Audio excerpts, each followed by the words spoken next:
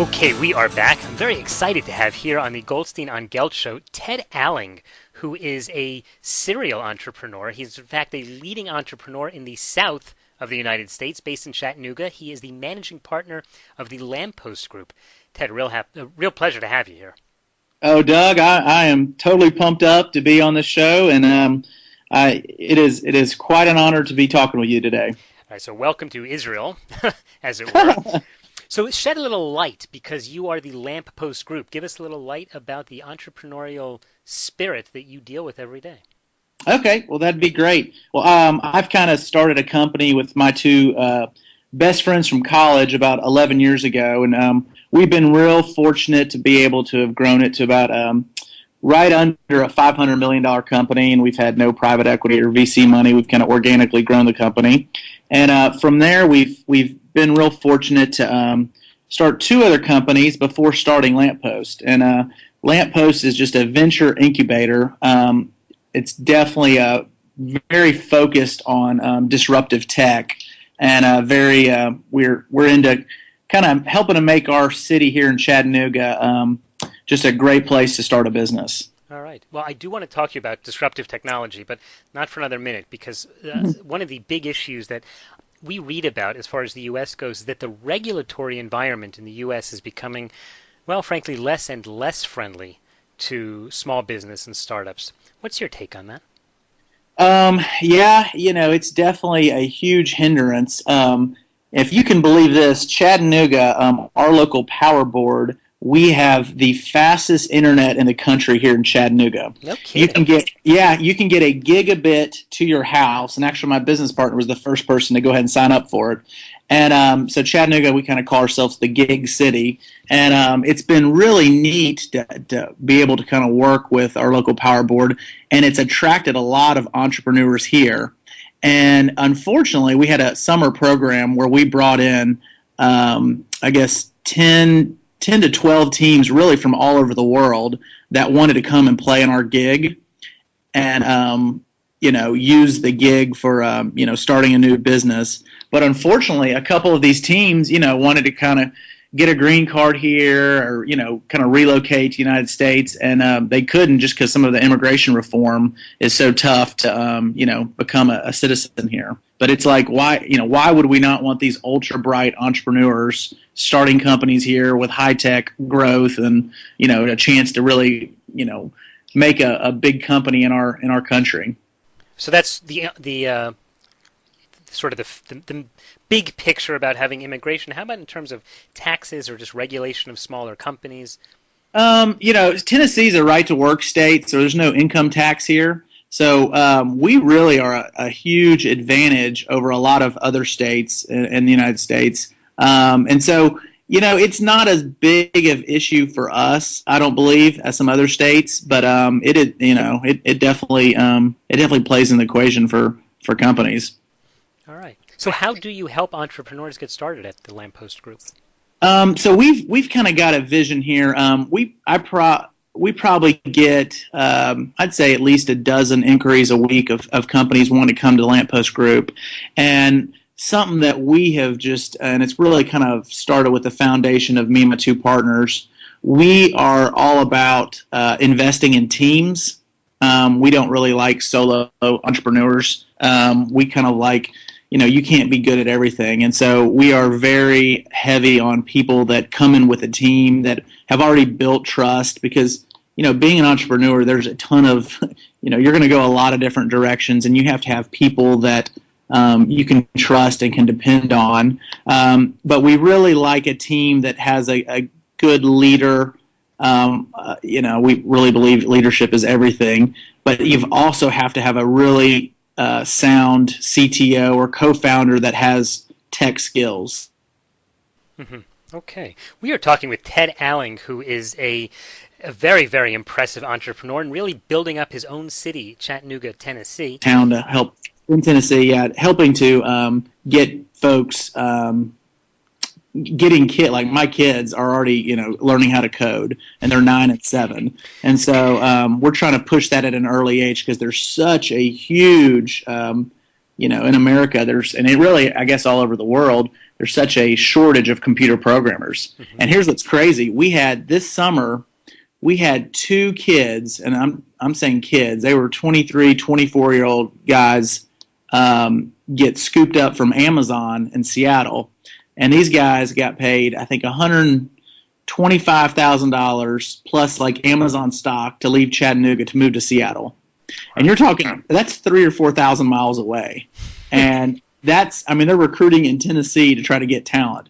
That shows you how desperate a lot of companies have gotten to get, good tech talent. Ted, talk to us a little bit about your first business, or one of your most successful ones, which is Access America. What do you do?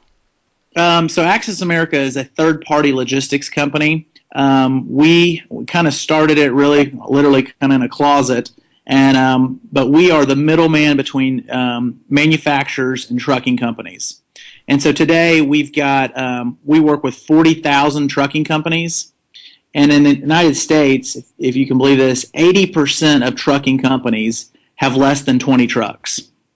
Wow. And so we basically we've gotten some software that helps aggregate all of these small guys. And so we kind of aggregate all the small guys into a huge fleet that kind of helps shippers, manufacturers. And so we've got about 3,000 manufacturers, and we work with Caterpillar, Anheuser-Busch, Starbucks, Disney, a lot of huge Fortune 100 companies now. And in the beginning we started really small, just with somebody that might ship a load here or there, and now we're working with companies that give us hundreds of loads a day. And so it's been pretty neat. And we've also developed some software that's kind of like Travelocity. And so if you're familiar with Travelocity, it's a travel website. And so basically if you wanted to ship something from here to there, you put in the origin zip and the destination zip code, and you can get anywhere from 5 to 12 different carriers bidding on your loads. Okay, and so let's touch on something that you said earlier, which was disruptive technology. And I'm curious if you're a little bit worried about the shipping business overall. I know it may seem radical. Disruptive technology would be something like email, which completely changed the way that people send letters. In fact, they don't send letters much anymore. But a disruptive technology means that it fundamentally changes the way that people do business. So let's imagine that the world of 3D printing actually takes off. And I was in Staples recently, and I was blown away because you could buy a 3D printer and actually make stuff in your house. If people were able to make things in their house, and let's just imagine that the technology was there, would this possibly destroy that whole industry? Yeah, it's funny. What I think will happen, even before that, is some of these. Have you heard much about the Google driverless cars? Sure. So that is, we think about Google having driverless trucks, or us even, possibly starting a Google or a truck that drives itself. But no, the 3D printing stuff is definitely something we think about a lot. And I've seen, we here at Lamppost, we've got a lot of smart engineers that are already coding for 3D printers. And, I still think there's got to be some sort of raw materials that have to be hauled to, somewhere. So that's, but it's definitely something. It's, we think about it a lot, and luckily still 40% of our business is in the food and beverage.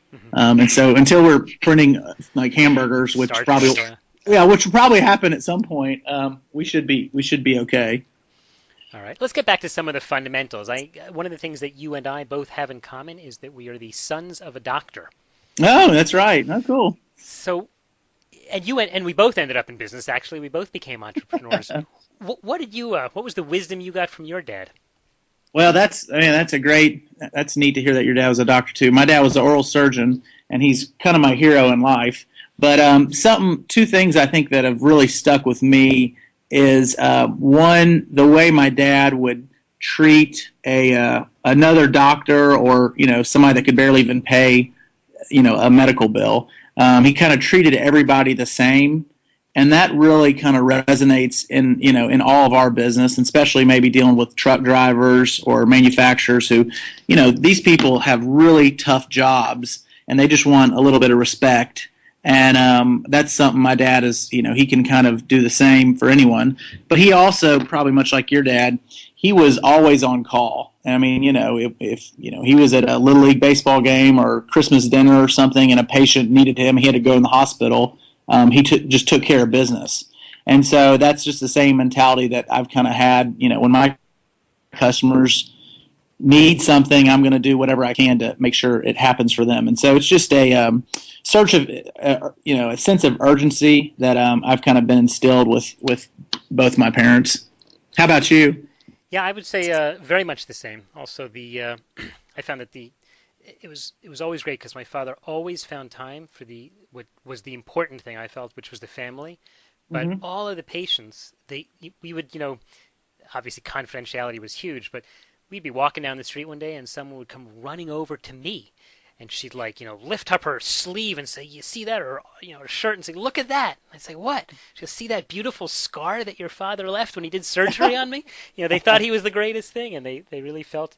And the patients would always send over food and cake, and just to thank him for saving every member of their family's life. And he was really part of many, many people's families. And sure. And yet he always focused on ours, which I just thought was fabulous. That's totally cool. Yeah. Listen, we're running out of time, but tell me, you had this dream of being an entrepreneur since you're very young, yeah? What inspired you? I think it's kind of funny. So back to my dad. He kind of always dabbled in business, and I don't think anything he really dabbled in really worked out. But he bought a gas station at some point while I was in high school, and I ended up kind of working there a lot. And then one summer, his manager had to be let go, and so at a young age, I kind of had to run the whole thing, and he didn't have a clue, about anything. And I just really loved that responsibility and the chance to, he was, being a doctor, you kind of set your own schedule. He's had his own practice. And so I think it was just kind of ingrained in me that no one was really going to push me as hard as I could push myself. And I really wanted to control my own destiny with, really just helping other people. And I kind of alluded to that early, but one of kind of my mottos is, if I can just help other people become successful, I know I can become successful. So that's really, I kind of find out what people want in life and try to help them get there.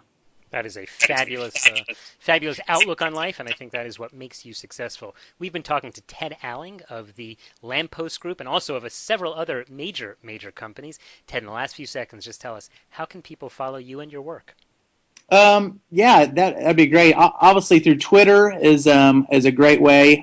Just Ted Alling, and also I've got a blog that I've just recently redone. It's just tedalling.com, and I'm also on LinkedIn, which is also a great thing. But I would love to try to help anyone that may hear this, and really appreciate being on this show.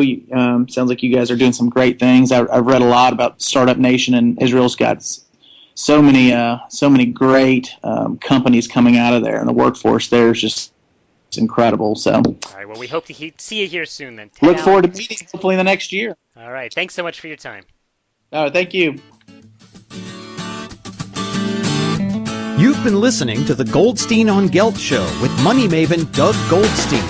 Doug's weekly radio show is heard around the world, but if you miss it, you can download the podcast at www.goldsteinongelt.com. The Goldstein on Gelt show gives you up-to-date financial ideas so you can get on the path to financial freedom.